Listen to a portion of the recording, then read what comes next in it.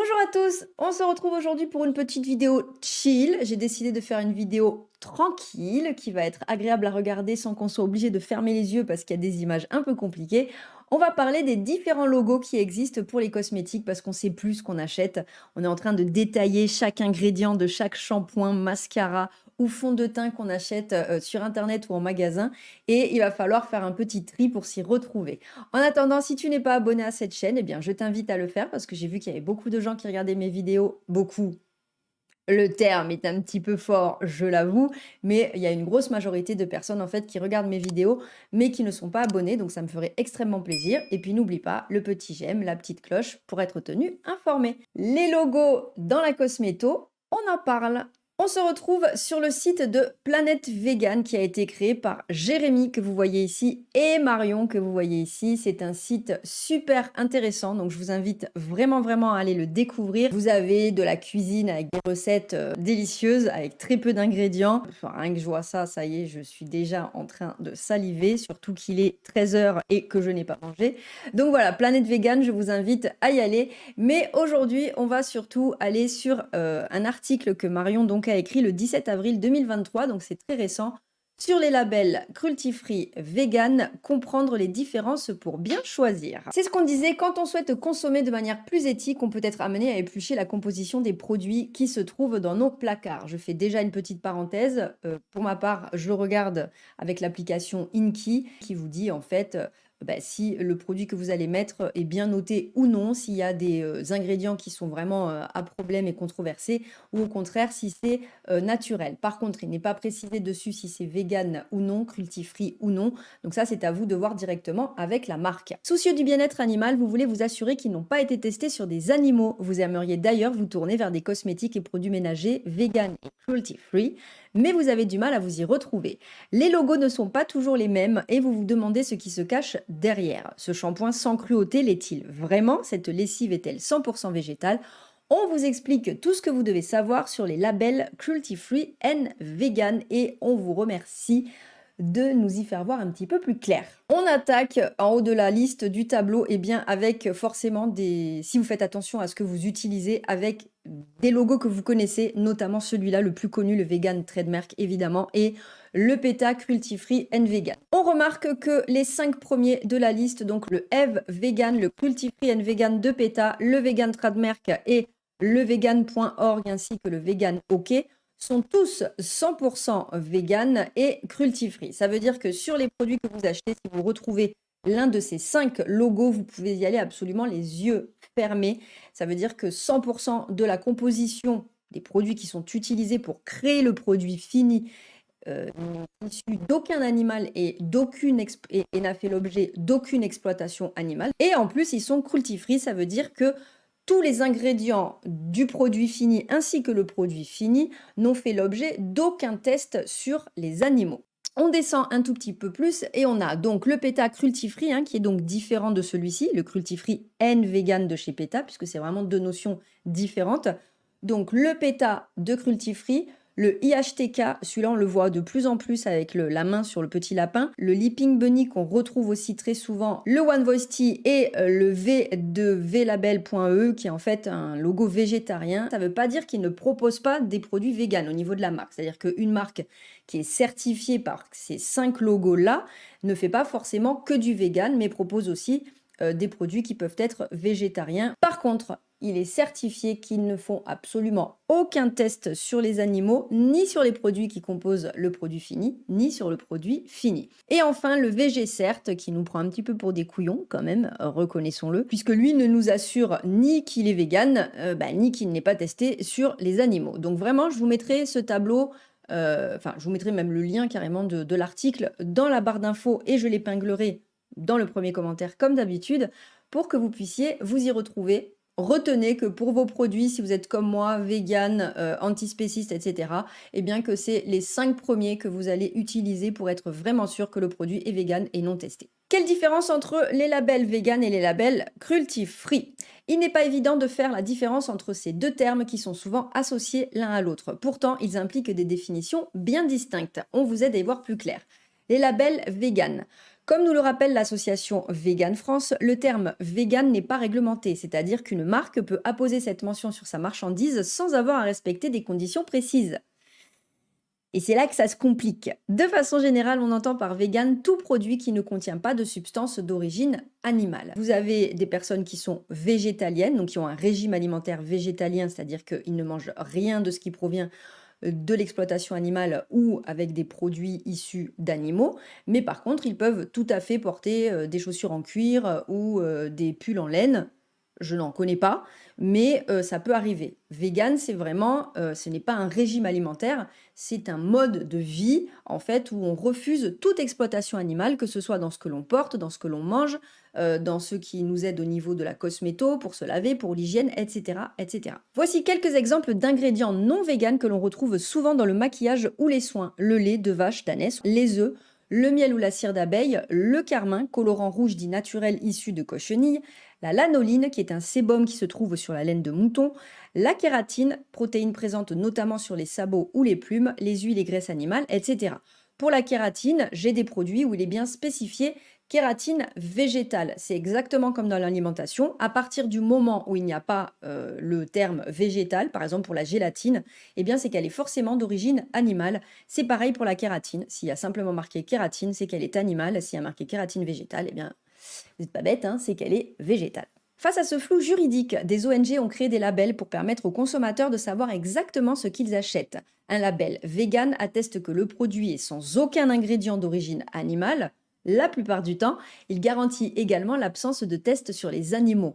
La certification se traduit sous forme de logo que vous pourrez retrouver sur vos produits cosmétiques et ménagers, alimentaires ou encore des vêtements. Attention aux mentions trompeuses. Méfiez-vous des marques qui énoncent ces garanties sans certification officielle à l'appui. Alors ça, on en voit fleurir, notamment au niveau du dropshipping partout sur les réseaux sociaux. Vous avez des produits miracles avec des ceci, des cela, des routines coréennes, des routines espagnoles, des routines ce que vous voulez pour avoir un beau teint, enlever les taches brunes, n'avoir plus de rides, avoir une peau, ceci, cela. Quand vous allez sur le site, vous voyez qu'en fait, ce sont des sites vitrines où généralement il n'y a que cette routine ou qu'un seul produit en fait qui est en vente. Ils vous disent partout c'est vegan, non testé sur les animaux, etc. Mais en fait, on n'a aucun moyen de le vérifier parce qu'il n'y a pas de certification officielle. Donc il faut vraiment rester très vigilant. On va le voir après. Dès l'instant où vous retrouvez ce même produit sur AliExpress, par exemple, ou sur Shein, je ne sais pas comment vous dites, moi je dis Shein, eh bien de toute façon, c'est qu'il a été testé à 99% des cas, puisque la Chine continue les tests sur les animaux, mais on y reviendra un petit peu plus loin. Les labels cruelty free. Un produit cruelty free est certifié sans cruauté, c'est-à-dire non testé sur les animaux. Un critère important quand on souhaite éviter de faire subir à une souris ou à un lapin des tests de toxicité souvent dangereux et douloureux. Pour en savoir plus, rendez-vous chez Vegan Pratique. Rassurez-vous, c'est là que c'est intéressant parce que vous allez voir qu'il y a une loi qui existe contre ça, mais qu'en fait, il y a aussi d'autres lois qui permettent de la détourner. Depuis 2013, en France et dans toute l'Union européenne, l'expérimentation animale pour l'industrie cosmétique est interdite. Par définition, tous les articles de beauté que vous pouvez acheter sur le marché européen sont en principe, on y revient juste après, exempts de souffrance animale. La DGCCRF rappelle d'ailleurs qu'il est proscrit de mentionner non testé sur les animaux sur un produit car c'est une évidence puisque c'est la loi. Pourtant, moi sur la plupart de mes produits de maquillage et d'hygiène, eh bien il est bien noté non testé sur les animaux. Dans ce cas, pourquoi voit-on fleurir de jolis logos cruelty free sur nos démaquillants ou soins capillaires? Les labels cruelty free vont en fait au-delà de ce qui est obligatoire. Ils offrent la garantie totale qu'il n'y a eu aucune expérimentation sur les animaux. Certains certifient également l'absence de tests sur des marchés étrangers tels que la Chine. Pourquoi? Je vous fais une petite parenthèse. On va parler notamment par exemple d'Yves Rocher. Il y en a plein d'autres, on y reviendra tout à l'heure, mais il y en a plein d'autres. Yves Rocher se targue en ce moment de sortir des gammes véganes, etc., etc., mais continue de vendre ses produits sur le marché chinois. Et la Chine exige que tout produit cosmétique qui va être mis en vente au niveau de leur pays soit testé sur les animaux afin de garantir qu'il n'y a absolument aucun problème pour les Chinois. Donc, une marque qui se dit végane et non testée sur les animaux en France, eh bien, en fait, si elle vend en Chine, elle perd en fait toute crédibilité là-dessus, puisque, bien, tout simplement, elle paie des tests pour que des tests soient effectués sur les animaux pour pouvoir aller conquérir le marché chinois. Donc, d'un côté de la balance, on a l'oseille qu'on peut se faire en vendant en Chine, parce que c'est une grosse niche d'acheteurs, surtout de produits européens au niveau des produits cosmétos. Et de l'autre côté, on a l'éthique. Donc, il faut vraiment que vous arriviez à bien distinguer, quand vous allez vers une marque, bien regarder qu'en fait, cette marque n'est pas trouvable en Chine. Et il y a même des marques maintenant qui le spécifient, comme quoi ils refusent en fait d'aller vendre dans les pays où il est demandé de faire des tests sur les animaux pour faire partie du marché. Ce type de label ne promet en aucun cas qu'un article est vegan. Un baume à lèvres non testé sur les animaux peut ne pas être vegan s'il contient du miel, par exemple. État des lieux des tests sur les animaux en France et dans le monde. L'importance d'abolir les tests sur les animaux. Ces expériences sont loin d'être inoffensives et font endurer d'atroces souffrances. On en a parlé dans la vidéo, je vous la mets là-bas. Ici, un beagle a subi des tests dermatologiques. Les lapins sont souvent exploités pour des tests d'irritation cutanée ou oculaire. On maintient leurs paupières ouvertes de force pour appliquer des gouttes directement à l'intérieur de l'œil. Ils sont alors bloqués dans des cages de contention sans pouvoir bouger ni se frotter les yeux. Beaucoup deviennent aveugles à l'issue de ces opérations, évidemment. Je vous mettrai le lien de ce court-métrage également, Save Ralph, qui est vraiment incroyable. Ma petite cousine me l'a envoyé il y a une dizaine de jours. Je l'avais déjà vu dès qu'il est sorti. Et voilà, il est très intéressant à regarder. Il dure un petit peu de temps, donc je ne vais pas le mettre là tout de suite. Mais voilà, je vous mettrai ce court-métrage qui est fait en stop motion et qui permet vraiment voilà, de sensibiliser un large public à la cruauté de ces tests. D'autres expérimentations consistent à faire inhaler ou ingérer des substances aux animaux. Les rats, souvent utilisés dans ce type de test, sont maintenus immobiles pendant des heures et forcés à consommer des ingrédients parfois toxiques.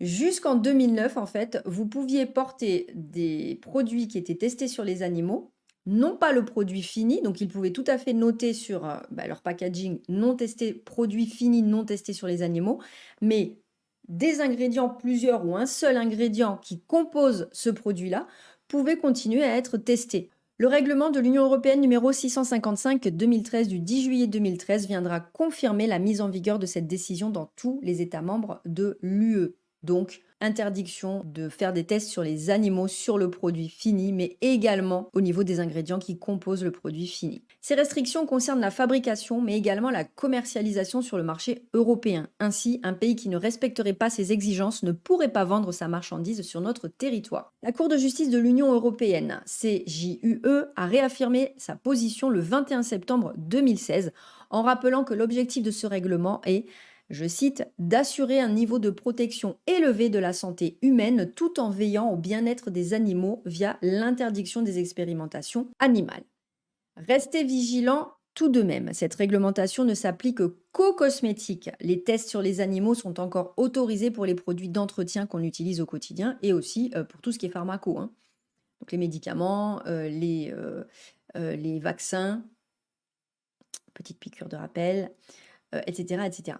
Pensez à jeter un œil sur les étiquettes pour vérifier la présence d'un label cruelty-free et ou vegan. Mais alors, en a-t-on vraiment fini avec les tests sur les animaux en France et en Europe? Malheureusement, non. Comme toutes les règles, il y a des exceptions, bien que l'expérimentation animale ne soit plus possible en cosmétologie. Les autres domaines tels que l'agroalimentaire, l'industrie pharmaceutique ou chimique par exemple ne sont pas soumis aux mêmes obligations. C'est ce qu'on vient de dire, un composant multi-usage utilisé à la fois en cosmétique et en pharmacologie pourrait faire l'objet de tests en laboratoire sur les animaux. Pour ne rien simplifier, un autre texte vient en contradiction avec la réglementation de 2013. Il s'agit du programme REACH. Alors le programme REACH, on pourra aller y faire un tour. Je vous mettrai le lien de toute façon également dans la description. REACH, c'est le règlement européen qui encadre l'enregistrement, l'évaluation et l'autorisation des substances chimiques. Afin de satisfaire à ces directives, une entreprise qui fabrique un produit avec un nouvel ingrédient doit prouver qu'il n'est pas nuisible, ni pour l'environnement, ni pour la santé des travailleurs qui y sont exposés en fabriquant le produit.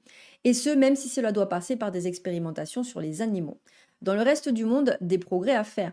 Même si la situation n'est pas parfaite, on peut se réjouir des progrès accomplis depuis le début du siècle, à l'instar de l'Europe, l'Inde, l'Australie ou encore l'Israël, ont également banni l'expérimentation sur les animaux en cosmétique. Malheureusement, dans certains pays, la souffrance des animaux en laboratoire est toujours une réalité.